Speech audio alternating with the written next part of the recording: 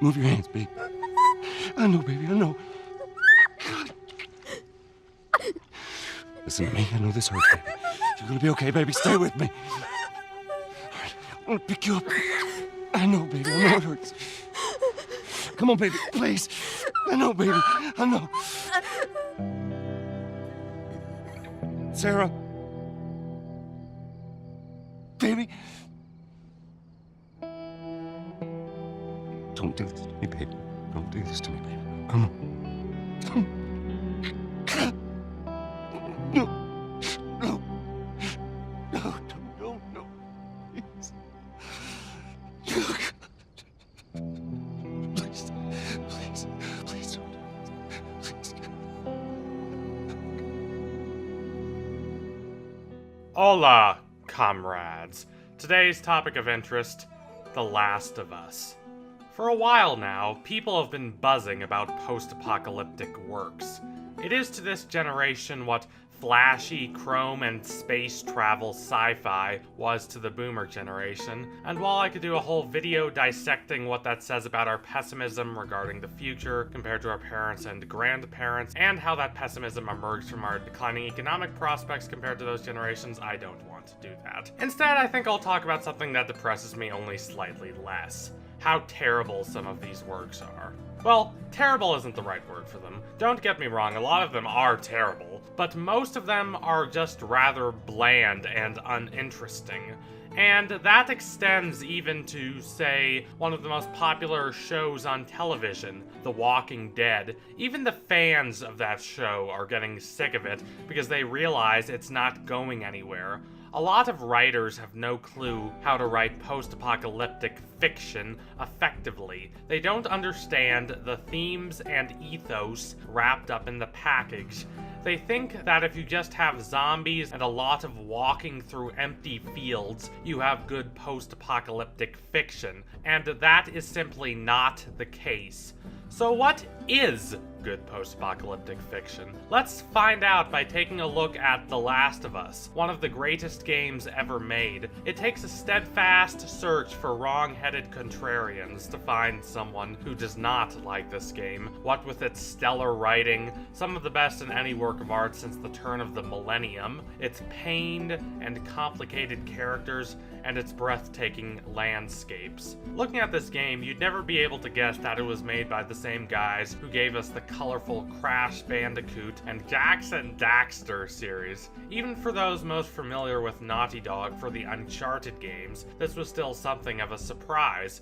The Uncharted games take heavy inspiration from Indiana Jones and his cool action hero Harrison Ford heroics, whereas The Last of Us is quite similar to the works of Cormac McCarthy, the greatest living American writer, specifically his Pulitzer Prize-winning novel, The Road, about a man and his son who are attempting to survive in the fading ruins of a dead world. Just as a side note, I highly recommend The Road. It's one of the best novels of the 21st century. Anyway, McCarthy, despite his origins as a writer of Southern Gothic, first garnered major critical acclaim with his 1985 novel Blood Meridian, one of the greatest novels of all time, and a Western. This makes sense, as if there's one genre that inspired post-apocalyptic works, it is the Western, specifically the late Western. Once a deconstruction of the typical Westerns with their heroic cowboys and their good always triumphs attitude, the late Western has become a significant subgenre in its own right. It has its roots in American history. During the twilight of the West, meaning anywhere from the 1880s to about 1910, the cowboys and other folk that helped settle the West found themselves out of place and alone in its new modernized state.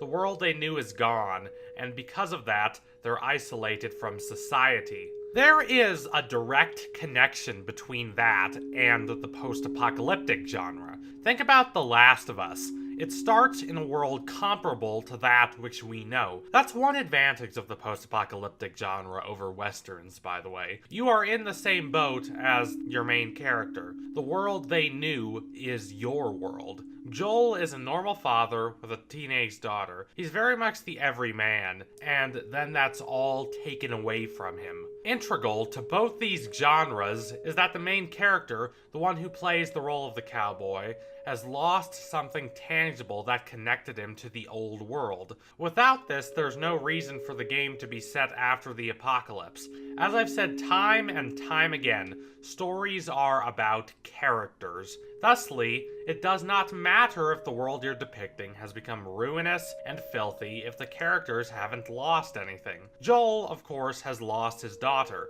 Sarah. There is a unique tragedy in losing one's own children. Our children are our hope for the future. We expect them to be better than us and carry on our legacies.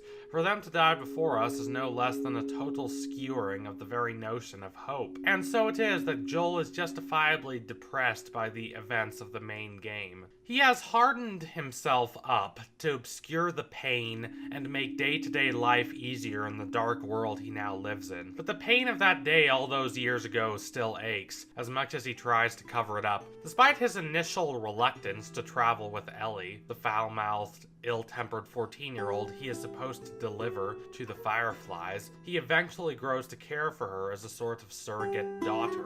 Because of her, he has reason to hope again, as well as someone to believe in, someone to love. The two save each other's lives throughout the game. Let's talk about Ellie for a second. She is one of those kids who likes to act tough and mature despite being utterly terrified and hurt. This is the main reason she curses so frequently. Shit. They turned into fucking monkeys. Fuck. Holy shit. Oh, shit. The post-apocalyptic world leaves no room for weakness. She has to maintain a facade of strength and blasé callousness to keep the dangers of the world from consuming her. This brings me to something incredibly important in post-apocalyptic works. It can't just be a setting. You can't just throw up a ruined city like you would some mountains or a lake and call it a day. Post-apocalyptic isn't just a setting, it's an ethos, a mindset.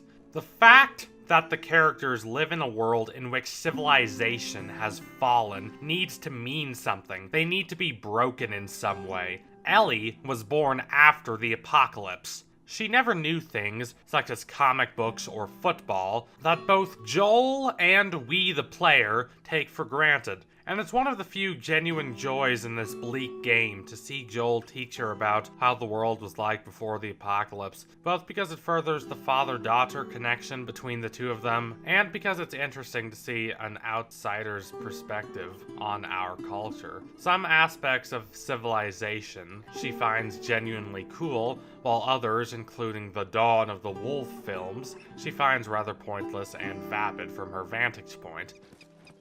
Posters are everywhere. I saw this right before the outbreak. You did?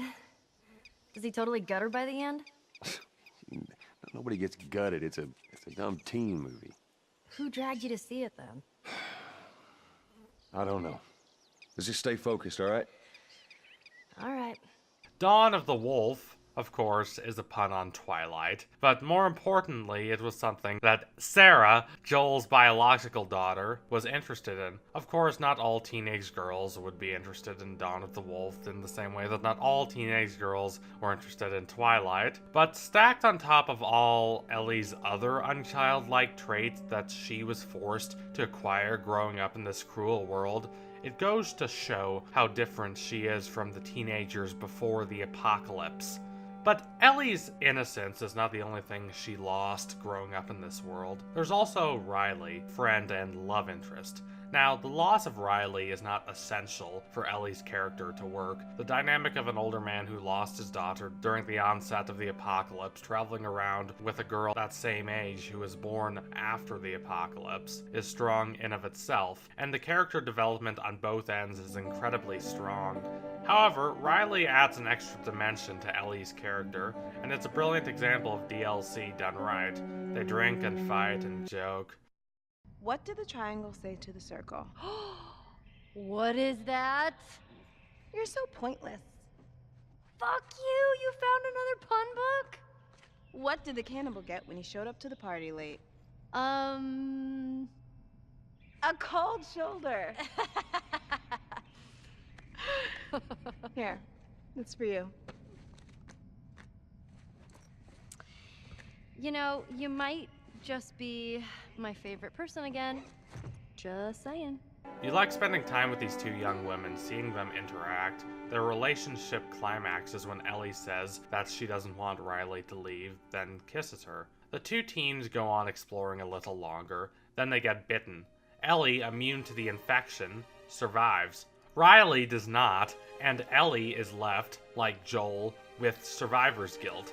It's something she does not want to discuss with Joel, and you understand why, just as you understand why Joel does not want to talk about his past with Ellie. These are two hurt, pained people forced to become thick-skinned loners by their circumstances, but who really want to cry out for a personal connection in this lonely world. They need each other more than they know, not just as surrogate father and daughter, but as people.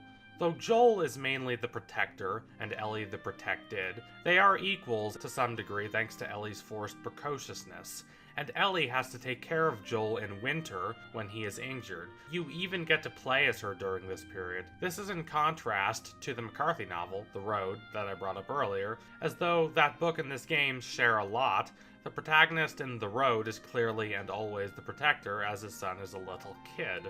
I talked about the similarities the post-apocalyptic genre shared with the Western genre, but there is a major difference. Westerns, especially darker Westerns taking place in the twilight of the West, tend to focus on one character only, while post-apocalyptic novels tend to focus on the relationship between characters after the end.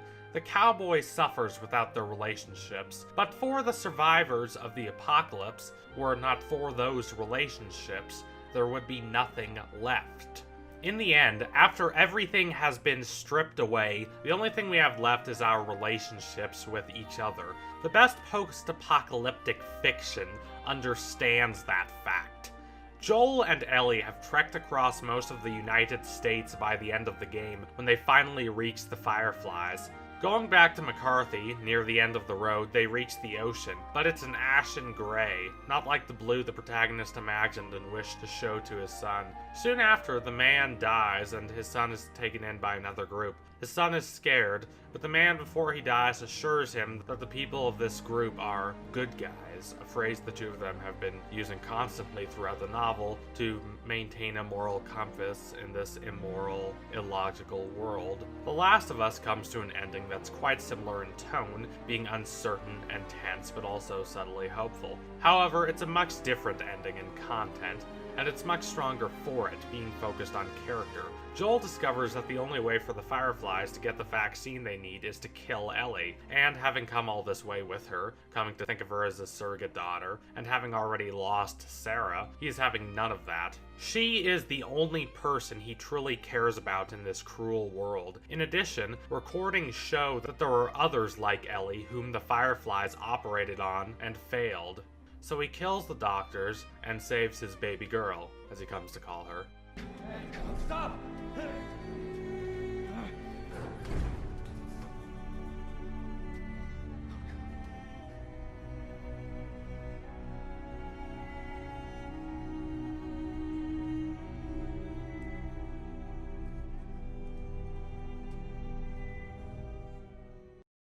Left to their own devices, this is not a choice a lot of players would have made, and yet they were left powerless after controlling Joel for most of the game as he made that decision, and rightfully so, as it is the only decision Joel would have made. Later, when things have quieted down a little, and Ellie is left to her guilt and depression, Joel lies about what happened. Ellie, of course, was knocked out when Joel killed the doctors and didn't know. At the end of the game, Ellie finally tells Joel about Riley and when she was first bitten. And she got bit too. We didn't know what to do. So... she says... let's just wait it out. You know, we can be all poetic and just lose our minds together. I'm still waiting for my turn. Ellie. Her name was Riley, and she was the first to die. She asks him to promise that everything he said about the Fireflies was true, and he does. He says that the Fireflies were no longer looking for the vaccine. Solemn and morally ambiguous, this is the perfect ending for The Last of Us, a game that's about confusion and doubt and questioning, but ultimately about the bond between two people. And in the end, that is why The Last of Us will forever remain one of the greatest pieces of post-apocalyptic fiction. Joel and Ellie have experienced great loss, and that loss carries weight, and that weight has become too much to bear. They need each other, or else they become shells of who they were, no more alive than the zombie-like creatures they fight, and indeed, before they met, they were already heading in that direction. To them, to Joel especially, there is nothing more important than that connection, even the survival of the human race. Some may call that selfish. I call it poignant and true. Okay. There are some games I've been wanting to talk about ever since I started this channel. The Last of Us is certainly one of them. I can't wait for part 2. It's hard for me to explain why I love this game so much, but I hope I did a good enough job. Anyway, if you liked what you saw today, consider donating to my Patreon so I can produce more amazing content. Also, don't forget to like, comment, subscribe, all that crisp stuff. Adios, comrades!